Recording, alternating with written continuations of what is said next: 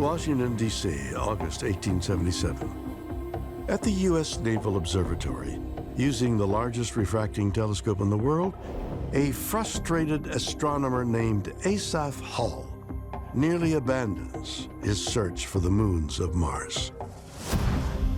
Fortunately, his wife, mathematician Angeline Stickney, encourages Hall to persist. The moons of Mars were discovered by American astronomer Asaph Hall. His wife really, in my view, deserves equal credit because he actually had all but given up.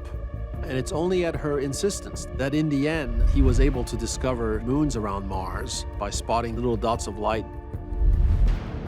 Hall names the two moons Phobos and Deimos, meaning fear and terror, after the sons of the Greek god of war. Little does Hall know, these names will prove prophetic, because Phobos is doomed to, one day, bring destruction to its home planet. Phobos is drifting towards Mars.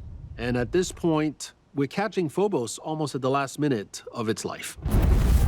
It's going to, first of all, break up and turn into a ring of debris around Mars. And then if it doesn't burn up, it's going to crash somewhere along the equator of Mars. 50 million years from now, who knows where humanity will be. But if we are living on Mars, we're going to have a shower of debris.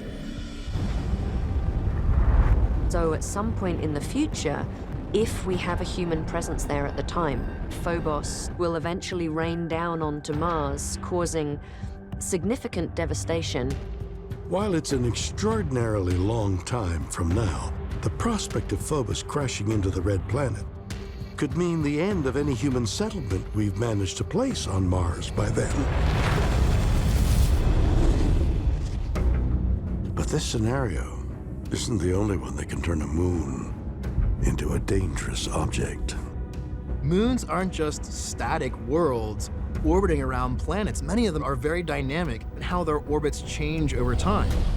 We have this concept that there might even be rogue moons, moons that have been pulled away from their orbit around the planet for various reasons.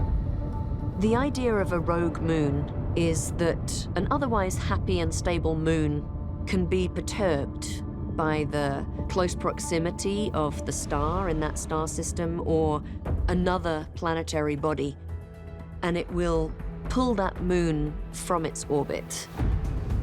As it turns out, when a moon leaves its planet and goes rogue, it spells disaster.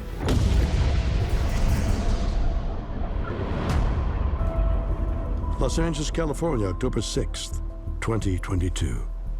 At UCLA, theoretical physicist Brad Hansen publishes a remarkable paper suggesting that moons located throughout the galaxy may be going rogue and colliding with planets. Some moons can eventually spiral out to the point where they're no longer bound to their parent planet, but rather simply become another asteroid orbiting the original parent star. So they have very similar orbits to the original planet, and so they're going to keep coming back again and again until eventually they come back and impact the planet. According to Hansen's study, rogue moons that have been ripped from their orbit can be catastrophic when they whip around a star and slam into their home planet. Usually moons are significantly smaller than the planets that they orbit, and so in that case, the impact of this theoretical rogue moon, it wouldn't destroy that planet, but it is big enough to sterilize it. A mass extinction event could be caused by the impact of a rogue moon into a planet. A planet getting taken out by a collision with its own rogue moon is unsettling.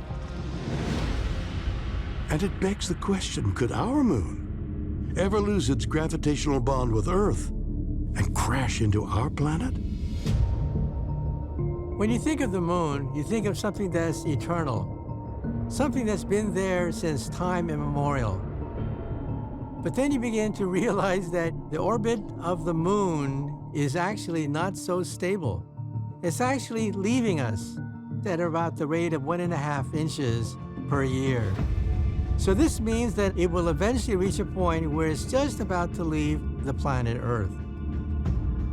If it goes too far, the moon's orbit could become unstable and then become unbound.